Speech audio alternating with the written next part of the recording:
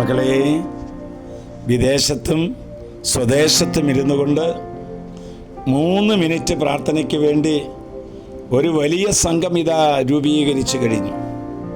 പരസ്പരം പ്രാർത്ഥിച്ചും പരസ്പരം ഷെയർ ചെയ്തും പ്രത്യേകമായിരിക്കുന്ന വചനങ്ങൾ അനേകം ഹൃദയങ്ങൾക്ക് ആശ്വാസവും അനേകം ജീവിതങ്ങൾക്ക് പ്രകാശം വരുന്നതാണ്.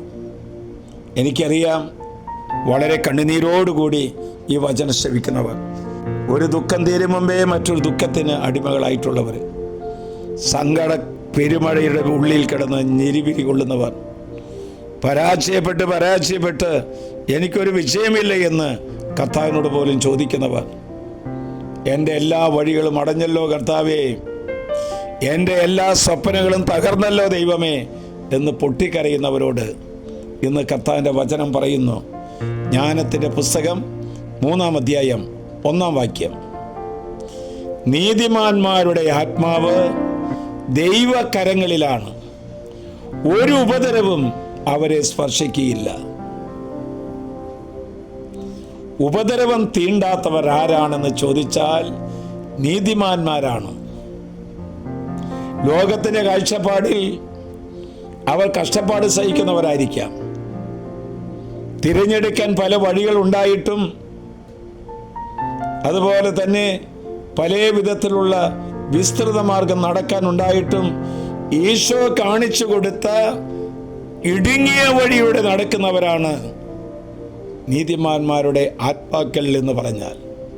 എത്ര വേദനകളും കുരിശുകളും സഹിക്കേണ്ടിവെന്നറിഞ്ഞിട്ടും ബന്ധുക്കളും സ്വന്തക്കാരും പ്രിയപ്പെട്ടവരും നഷ്ടപ്പെടുമെന്നറിഞ്ഞിട്ടും നിന്ദനം, പീഡനം, കാരാഗ്രഹം, മരണം ഇവയൊക്കെയാണ് തനിക്ക് ലഭിക്കാനിരിക്കുന്നത് എന്നറിഞ്ഞിട്ടും ഈശോയെ തന്നെ തിരഞ്ഞെടുത്തു.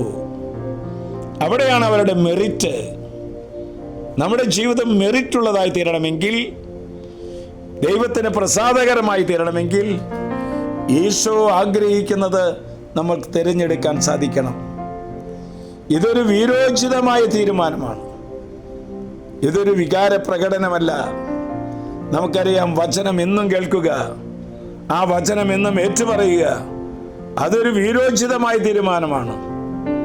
ഞാൻ കേൾക്കുക മാത്രമല്ല, അനേകരിലേക്ക് ഷെയർ ചെയ്യുക, അതൊരു വീരോചിതമായ തീരുമാനമാണ്. ഭൂമിയിൽ തെളിയാത്ത ഒരുപാട് കേസ് കെട്ടുകളുണ്ട്. ഭൂമിയിൽ തെളിയാത്ത ഒരുപാട് സങ്കടങ്ങളുണ്ട്.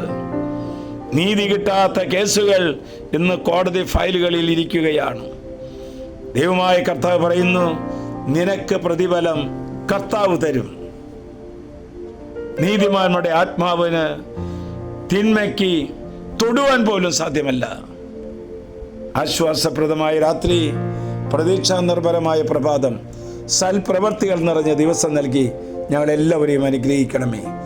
നമ്മുടെ കർത്താവ് ഈശോ മിശിഹായുടെ കൃപയും പിതാവായ ദൈവത്തിൻ്റെ സ്നേഹവും പരിശുദ്ധാത്മാവിന്റെ സഹവാസവും പരിമളവും നാം എല്ലാവരോടും, ഈ ശുശ്രൂഷ ഷെയർ ചെയ്യുന്നവർക്കും അത് എത്തിച്ചേർന്നവർക്കും അത്ഭുതങ്ങൾ, അടയാളങ്ങൾ ഉണ്ടാകട്ടെ എന്ന് ഏറ്റവും സ്നേഹത്തോടെ പ്രാർത്ഥിക്കുന്നു. ഇപ്പോഴും എപ്പോഴും എന്നേക്കും.